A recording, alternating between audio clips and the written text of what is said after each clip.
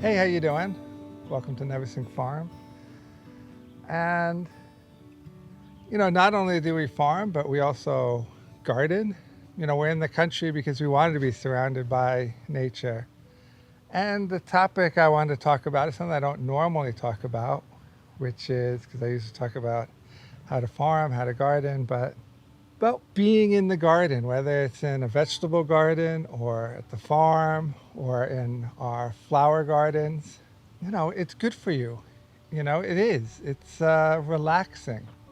And being relaxed is a good thing. If it's a stressful day or whatever's going on in your life, there's just something about sitting in a garden, watching the birds, smelling the flowers, looking at all of the work that you did in there. It's very relaxing. So we try to eat in the garden, to socialize in the garden, cooking in the garden, have family time in the garden, playing games, whatever.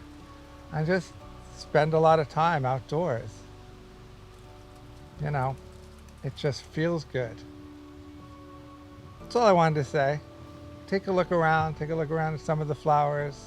And look, if you don't have the space, even a few plants inside make a difference. All right? All right, till next time.